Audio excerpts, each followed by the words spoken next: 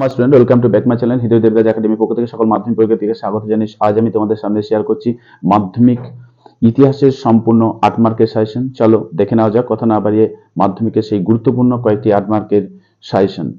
দেখো, মাধ্যমিক history last minute suggestion 2025 8 মার্কের জন্য আমি তোমাদের খুবই কম সাজেশন দিয়েছি এবং প্রত্যেকটা ভাগ করে দিয়েছি।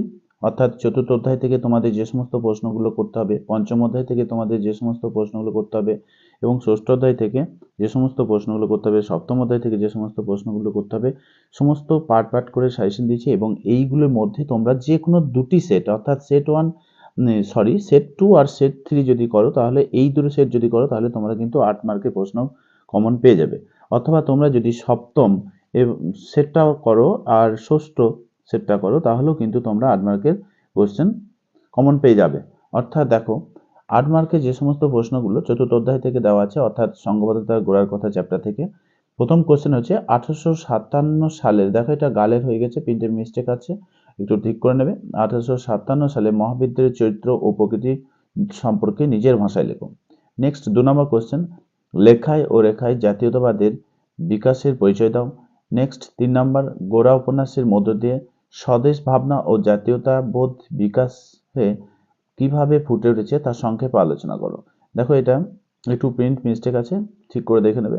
নেক্সট পঞ্চম অধ্যায়, বিকল্প চিন্তা ও উদ্বেগ, মানুষ প্রকৃতি ও শিক্ষার সমন্বয় বিষয়ে রবীন্দ্রনাথের চিন্তাভাবনার সংক্ষিপ্ত পরিচয় দাও।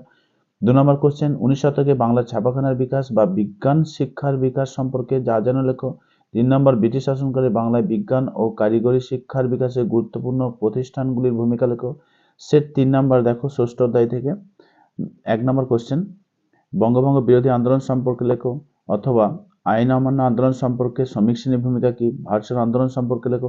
এই যে 3টে আন্দোলন আমি প্রশ্ন দিয়েছি, এই 3টে আন্দোলনের মধ্যে যে কোনো একটি কোশ্চেন কিন্তু তোমরা অবশ্যই কমন পাবে।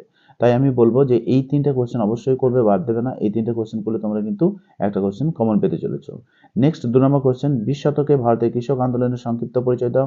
3 নম্বর, ভারতের স্বাধীনতা আন্দোলনে বামপন্থীদের ভূমিকা লেখো।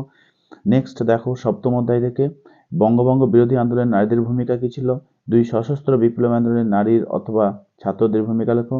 3 নম্বর কোশ্চেন, অহিংসা অসহযোগ আন্দোলন বা আইন অমান্য আন্দোলনে নারীদের ভূমিকা লেখো। এই যে মোট আমি তোমাদেরকে দেখো যে সাজেশনগুলো দিলাম 8 মার্কের, এগুলো একটু ভালো করে করবে, আশা করি এর মধ্যেই কমন পেয়ে যাবে। ভিডিওটি অবশ্যই ভালো লাগলে তোমরা লাইক, কমেন্ট, সাবস্ক্রাইব করতে ভুলবে না পরবর্তীতে, তাহলে আরও তোমরা নোটিফিকেশনটা অন করে রাখবে, অন্যান্য সাবজেক্টের সাজেশনগুলো তোমরা সহজেই পেয়ে যাবে। ওকে, আজ এই পর্যন্তই। আমি